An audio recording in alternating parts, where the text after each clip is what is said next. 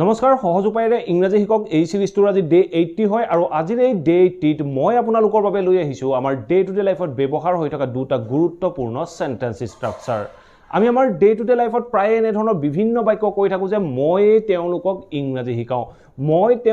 ইংৰাজী শিকাও এনে ধৰণে নকৈ আমি বাক্যটো কওঁ যে মইটো তেওঁলোকক ইংৰাজী শিকাও বা কেতিয়াবা আমি কওঁ যে তাই তোমাৰ বাবে অপেক্ষা কৰি আছিল বা তাই তোমাৰ বাবে অপেক্ষা কৰি আছিল বুলি নকৈ আমি বাক্যটো কওঁ তাইটো তোমাৰ বাবে অপেক্ষা কৰি আছিল এনে ধৰণৰ বাক্যবোৰ আমি কেনেদৰে ইংৰাজীত ক'ব পাৰো তাৰ বিষয়ে সবিশেষ জানিবলৈ যত্ন কৰিম আজিৰ এই ভিডিঅ'টোত গতিকে আজিৰ এই ভিডিঅ'টো স্পোকেন ইংলিছৰ লগতে ইংলিছ লাৰ্নিংৰ বাবে অত্যন্ত গুৰুত্বপূৰ্ণ হ'ব আপোনালোকে এক ছেকেণ্ডো স্কিপ নকৰাকৈ ভিডিঅ'টো শেষলৈকে চাওক আৰু ডেফিনেটলি আপোনালোকেও আপোনালোকৰ ডে টু ডে লাইফত ব্যৱহাৰ হৈ থকা এনে ধৰণৰ বাক্যবোৰ সহজে ইংৰাজীত ক'ব পাৰিব আৰু আপোনালোকে ভিডিঅ'টো চাই লাইক শেয়াৰ আৰু কমেন্ট কৰি যাবলৈ সমুলি নাপাহৰিব আপোনালোকৰ লাইক শেয়াৰ কমেন্টে মোৰ ভিডিঅ' বনোৱাত যথেষ্ট মেটাৰ কৰে আৰু আপোনালোকৰ মাজত কোনো লাৰ্নাৰ আছে যদি অনলাইন মাধ্যমৰ জৰিয়তে মোৰ হৈতে কোনো নোট মুখস্থ নকৰাকৈ অতি সহজ পদ্ধতিৰে কেৱল প্ৰেক্টিছৰ মাধ্যমেৰে স্পোকেন ইংলিছৰ লগতে ইংলিছ গ্ৰামাৰ শিকিব বিচাৰে তেতিয়াহ'লে স্ক্ৰীনত ওলাই থকা নাম্বাৰটোত আপোনালোকে মোৰ হৈতে যোগাযোগ কৰিব পাৰে অন্যথা আপোনালোকৰ নাম আৰু এড্ৰেছ হোৱাটছআপ কৰি ৰাখক সময় অনুসৰি আপোনালোকক ক্লাছৰ আপডেট কৰা হ'ব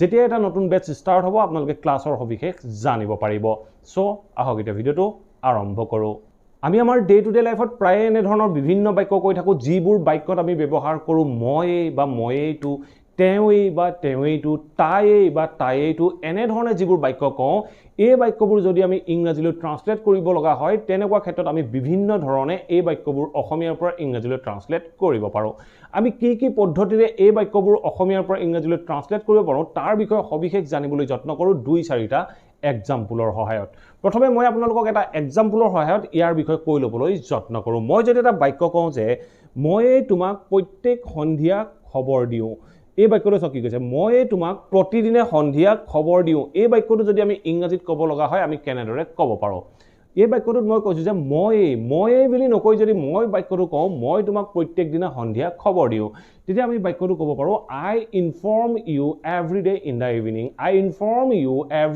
the evening এইটো হ'ল এটা সিম্পল বাক্য মই তোমাক প্ৰত্যেক সন্ধিয়া খবৰ দিওঁ মই যদি এই বাক্যটো ক'বলৈ যাওঁ মই তোমাক প্ৰত্যেক দিনা সন্ধিয়া খবৰ দিওঁ এই মই বুলি ক'বলৈ যাওঁতে একেবাৰে ফৰ্মেল এটা ওয়ে আছে এই ফৰ্মেল ওয়েটো হ'ল ইট ইজ আই সো আমি ক'ব লাগিব ইট ইজ মি ক'লে ভুল হৈ যাব ইট ইজ আই তোমাক খবৰ দিওঁ বুলি কওঁতে আমি বাক্যটো ক'ব পাৰোঁ it is I who informs you every day in the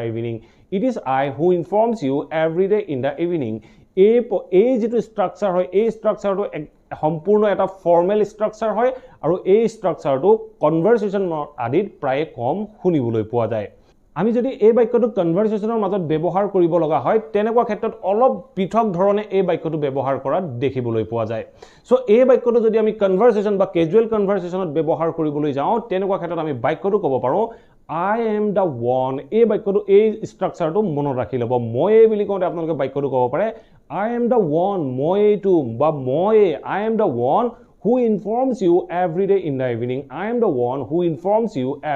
the evening এই যি দুটা ষ্ট্ৰাকচাৰ দেখিলে যিটো second structure I am the one who informs you every day in the evening এই বাক্যটো কেজুৱেল কনভাৰচেশ্যন আদিত প্ৰায় শুনিবলৈ পোৱা যায় আৰু যিটো বাক্য প্ৰথম ষ্ট্ৰাকচাৰ দেখালো সেই ষ্ট্ৰাকচাৰটো হ'ল it is I who informs you every day in the evening এইটো হ'ল এটা সম্পূৰ্ণ ফৰ্মেল ওয়ে আৰু এই ষ্ট্ৰাকচাৰটো কনভাৰচেশ্যন আদিত প্ৰায় শুনিবলৈ পোৱা নাযায় ঠিক আছে অন্য এটা এক্সাম্পল চাবলৈ যত্ন কৰোঁ মই যদি অন্য এটা বাক্য কওঁ যে যোৱা নিশা তাইয়ে তোমাক সহায় কৰিছিল বুলি কওঁতে আমি বাক্যটো ক'ব পাৰোঁ she helped you এতিয়া মই বাক্যটো কৈছোঁ তাইয়ে তোমাক সহায় কৰিছিল তাইয়ে বুলি কওঁতে আমি বাক্যটোৰ আৰম্ভণিত একদম ফৰ্মেল ৱেত ক'ব পাৰোঁ it was she সো বাক্যটো পাষ্টত হোৱাৰ বাবে আমি বাক্যটোত ব্যৱহাৰ কৰিলোঁ it was she তাইয়ে তোমাক সহায় কৰিছিল বুলি কওঁতে আমি বাক্যটো ক'ব পাৰোঁ it was she who helped you last night বাক্যটো পাষ্টত হোৱাৰ বাবে আমি it was she ক'লোঁ আৰু who helpৰ সেকেন্ড ফৰ্ম helped ব্যৱহাৰ কৰিলোঁ সো মই বাক্যটো ক'লোঁ it was she who helped you last night এনে ধৰণে আমি বাক্যটো ক'ব পাৰোঁ বা যদি আমি কেজুৱেল কনভাৰচেশ্যন আদিত ব্যৱহাৰ কৰিবলৈ যাওঁ তেনেকুৱা ক্ষেত্ৰত আমি বাক্যটো ক'ব পাৰোঁ she was the one বাক্যটো পাষ্টত হোৱাৰ বাবে আমি বাক্যটোত ব্যৱহাৰ কৰিলোঁ she was the one তাইটো এনে ধৰণে কওঁতে আমি বাক্যটো ক'লোঁ she was the one who helped you last night. She was the one who helped you last night. তাইটো তোমাক যোৱা ৰাতি সহায় কৰিছিল। এনে ধৰণে বিভিন্ন বাক্য অসমীয়াৰ পৰা ইংৰাজীলৈ ট্ৰান্সলেট কৰি চাবলৈ যত্ন কৰক। ঠিক আছে, নেক্সট এটা বাক্য চাওক। নেক্সট বাক্যটো চাওক কি কৈছে, ময়ে তেওঁলোকক ইংৰাজী শিকাওঁ। এই বাক্যটো চাওক, ময়ে তেওঁলোকক ইংৰাজী শিকাওঁ। মই তেওঁলোকক ইংৰাজী শিকাওঁ বুলি কওঁতে আমি বাক্যটো কেনেদৰে ক'ম? আমি বাক্যটো ক'ব পাৰোঁ I teach them English. I teach them English. মই তেওঁলোকক ইংৰাজী শিকাওঁ। মই এতিয়া বাক্যটো কৈছোঁ যে ময়ে তেওঁলোকক ইংৰাজী শিকাওঁ। ময়ে বুলি ক'বলৈ যাওঁতে আমি বাক্যটো কেনেদৰে ক'ব পাৰোঁ? আমি ক'ব পাৰোঁ It is I.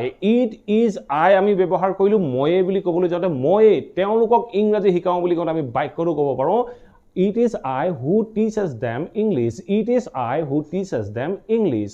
যদি আমি casually এই বাক্যটো ক'বলৈ যাওঁ তেনেকুৱা ক্ষেত্ৰত আমি বাক্যটো ক'ব পাৰোঁ I am the one who teaches them English. I am the one who teaches them English. ময়ে তেওঁলোকক ইংৰাজী শিকাওঁ। এনে ধৰণে আমাৰ ডে টু ডে লাইফত বিভিন্ন বাক্য আমি কৈ থাকোঁ। এই বাক্যবোৰ আপোনালোকে ইংৰাজীত কৈ থাকিবলৈ যত্ন কৰক। ঠিক আছে, এতিয়া চাওঁ আমি এই বাক্যবোৰ যদি আমি কণ্টিনিউৱাছত ক'ব লগা হয় তেনেকুৱা ক্ষেত্ৰত আমি কেনেদৰে বাক্যটো কণ্টিনিউৱাছত ক'ব পাৰোঁ। চ' কণ্টিনিউৱাছৰটো আপোনালোকৰ বাবে দুটা এক্সাম্পল আছে। এই এক্সাম্পল দুটাৰ সহায়ত মই আপোনালোকক বুজাবলৈ যত্ন কৰোঁ। এই কণ্টিনিউৱাছৰ বাক্যবোৰ আমি তিনি ধৰণে ইংৰাজীলৈ ট্ৰান্সলেট কৰিব পাৰোঁ। গোটেই তিনিওটা ধৰণ মই আপোনালোকক এক্সাম্পলৰ সহায়ত দেখাই দিবলৈ যত্ন কৰোঁ। মই যদি এটা বাক্য কওঁ যে ময়ে তোমাক ফোন কৰি আছোঁ, ময়ে তোমাক ফোন কৰি আছোঁ, মই তোমাক ফোন কৰি আছোঁ বুলি কওঁতে আমি কি ক'ম?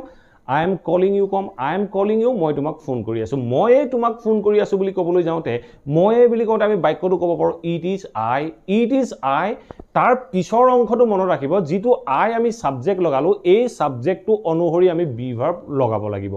তেতিয়া আমি বাক্যটো ক'ব পাৰোঁ It is I who am calling you.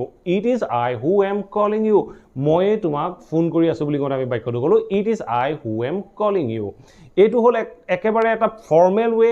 চ' আমি যদি কেজুৱেলি ক'ব যাওঁ বা অন্য ধৰণে ফৰ্মেল ৱেত ক'বলৈ যাওঁ তেনেকুৱা ক্ষেত্ৰত আমি বাক্যটো ক'ব পাৰোঁ I am the one who is calling you. I am the one who is calling you. ময়ে তোমাক ফোন কৰি আছোঁ বুলি কওঁতে আমি বাক্যটো ক'লোঁ I am the one who is calling you. এনেধৰণে আমি কণ্টিনিউৱাছত ক'ব পাৰোঁ। এই বাক্যটো আমি অন্য এক ধৰণেও ক'ব পাৰোঁ। আমি এই বাক্যটো ক'ব পাৰোঁ যে I am the one calling you. I am the one calling you. ময়ে তোমাক ফোন কৰি আছোঁ বুলি কওঁতে আমি বাক্যটো ক'লোঁ I am the one calling you. ময়ে তোমাক ফোন কৰি আছোঁ। এনেধৰণৰ যিবোৰ কণ্টিনিউৱাছ টেন্সৰ বাক্য, এই কণ্টিনিউৱাছ টেন্সৰ বাক্যবোৰ আপোনালোকে 2-4টা ঘৰত প্ৰেক্টিছ কৰক। ডেফিনেটলি আপোনালোকৰ বাবেও সহজ হৈ যাব। ঠিক আছে, লাষ্ট এটা এক্সাম্পল চাওঁ। লাষ্ট এক্সাম্পলটো চাওঁ কি কৈছে, তাইয়ে তোমাৰ বাবে অপেক্ষা কৰি আছিল। তাইয়ে তোমাৰ বাবে অপেক্ষা কৰি আছিল। তাই তোমাৰ বাবে অপেক্ষা কৰি আছিল বুলি কওঁতে আমি বাক্যটো কি ক'ম? আমি ক'ব পাৰোঁ She was waiting for you. She was waiting for you. তাই তোমাৰ বাবে অপেক্ষা কৰি আছিল। মই যদি কওঁ তাইয়ে তোমাৰ বাবে অপেক্ষা কৰি আছিল, তাইয়ে বুলি কওঁতে আমি বাক্যটোত ব্যৱহাৰ কৰিব পাৰোঁ It was she. It was she who was waiting for you. It was she who was waiting for you. তাইয়ে তোমাৰ বাবে অপেক্ষা কৰি আছিল। অন্য কেজুৱেল ৱেত যদি আমি ক'বলৈ যাওঁ তেনেকুৱা ক্ষেত্ৰত আমি বাক্যটো ক'ব পাৰোঁ She was the one. পাষ্টত হোৱাৰ বাবে আমি বাক্যটোত ব্যৱহাৰ কৰিলোঁ She was the one who was waiting for you. She was the one who was waiting for you. তাইয়ে তোমাৰ বাবে অপেক্ষা কৰি আছিল। এই বাক্যটো আমি এনেধৰণেও ক'ব পাৰোঁ She was the one waiting for you. She was the one waiting for you. তাইয়ে তোমাৰ বাবে অপেক্ষা কৰি আছিল। এনেধৰণে কণ্টিনিউৱাছ টেন্সৰ বাক্যবোৰক আমি তিনি ধৰণে অসমীয়াৰ পৰা ইংৰাজীলৈ ট্ৰান্সলেট কৰিব পাৰোঁ। আৰু যিবোৰ চিম্পলি আমি পাষ্টত কওঁ সেই পাষ্টৰ বাক্যবোৰক আমি সেই দুই ধৰণেৰে অসমীয়াৰ পৰা ইংৰাজীলৈ ট্ৰান্সলেট কৰিব পাৰোঁ। আশা কৰোঁ এই ভিডিঅ'টোৰ পৰা আপোনালোকে নিশ্চয় বুজিব পাৰিলে ময়ে, তেওঁৱে, তাইয়ে এনেধৰণে ক'বলৈ যাওঁতে আমি কেনেদৰে তেওঁৱে বা ময়ে বা তাইয়ে বুলি কওঁতে বাক্যটো জোৰ দিওঁতে কেনেধৰণে আমি ইংৰাজী বাক্যবোৰত জোৰ দিব পাৰোঁ। যদি ভিডিঅ'টো ভাল পালে প্লিজ ভিডিঅ'টো লাইক কৰক আৰু সকলোৰে মাজত শ্বেয়াৰ কৰি যাওক। আপোনালোকৰ লাইক আৰু শ্বেয়াৰ মোৰ ভিডিঅ' বনোৱাত যথেষ্ট মেটাৰ কৰে। আৰু আপোনালোকৰ যদি কিবা টপিক বা কুৱেশ্যন থাকি গ'ল then let me know' in the comment box. মই আপোনালোকৰ টপিক আৰু কুৱেশ্যনৰ ওপৰতো ভিডিঅ' প্ৰস্তুত কৰিবলৈ যত্ন কৰিম। আৰু যদি চেনেলটো ছাবস্ক্ৰাইব কৰা নাই ছাবস্ক্ৰাইব কৰিলে অল নটিফিকেশ্যন অন কৰি ল'ব। মই আপোনালোকৰ বাবে এনেধৰণৰ ভিডিঅ' ৰেগুলাৰ আপলোড কৰি থাকোঁ। আপোনালোকে নটিফিকেশ্যন পাব আৰু সময়মতে ক'তো নোযোৱাকৈ, কোনো কোচিং ইনষ্টিটিউট নোযোৱাকৈ সহজে ঘৰতে থাকি স্পোকেন ইংলিছৰ লগতে ইংলিছ গ্ৰামাৰৰ বিভিন্ন টপিক শিকি থাকিব পাৰিব। থেংক ইউ ফৰ ৱাচিং this video'. Have a nice day.